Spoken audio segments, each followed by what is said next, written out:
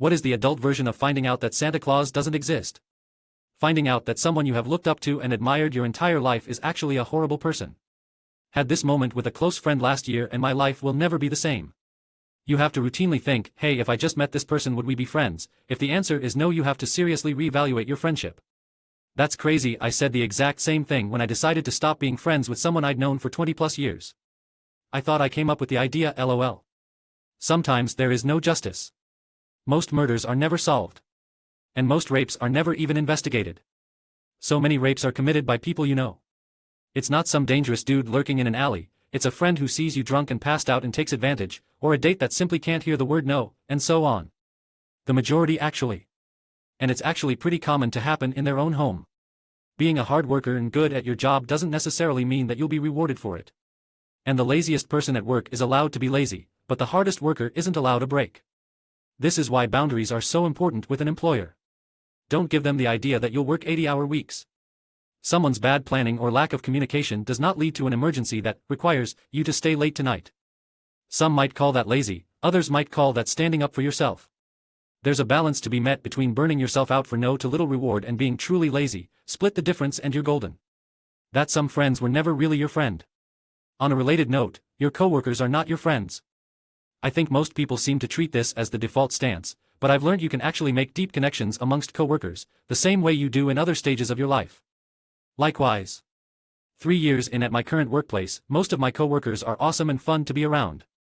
Already did some activities outside job with them, and I've learned that if you don't try to get into conflicts and don't gossip around, people will respect you and not get in your way either. I thought I'd grow up, move out, find my footing in the grown-up world and basically switch into cruise mode. Now I'm in my 40s and shit is confusing as fuck. As adults, nobody knows what they're doing, we're just pretending we do.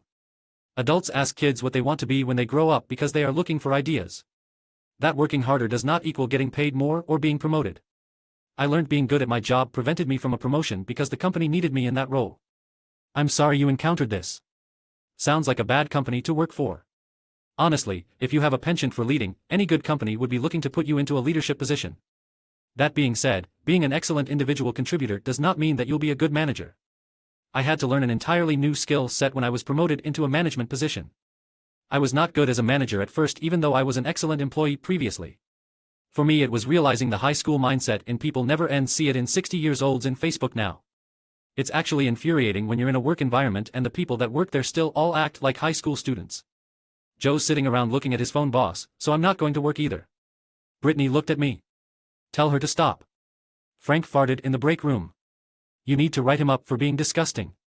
Roughly 80% of my coworkers act like this, most are parents and grandparents.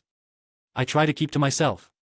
And once they retire, they'll move to an old age community in Florida, so when your kids come to visit you there, they'll be standing around thinking of new rules to post on a sign, and telling your grandkids to keep off the grass.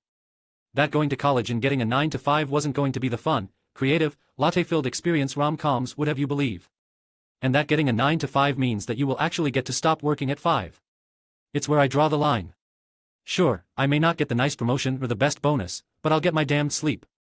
In my experience, the people who work extra or after 5 rarely get the promotion or the bonus. The people who are able to avoid it and spend that extra time and energy forging relationships and schmoozing do. One dumb mistake and it could all be over. And it doesn't even have to be your mistake.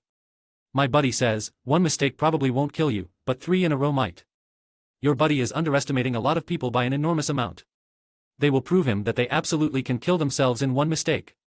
That time period when your relationship switches and your parent looks to you for answers and advice, instead them being the one with all the answers. Not sure about that one. Dad simultaneously says I'm the smartest person he knows and I don't know how to do anything, lol.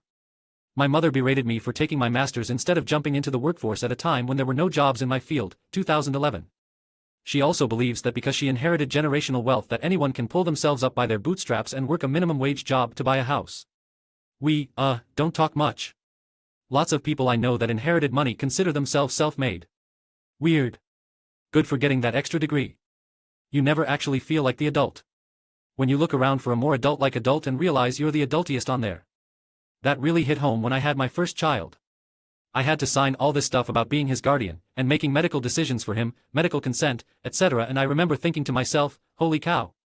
I am the adult here. Yikes. That your boss probably didn't get where they are because they did your job well. I've had the pleasure of being too good at my job to be promoted. It happened for sure once at a previous employer, and I believe another time recently at my current employer. To great shock to the company, I quit for a better job somewhere else. The key is to try to switch jobs every 5 to 7 years, unless you're working for a government entity/job that requires security clearance.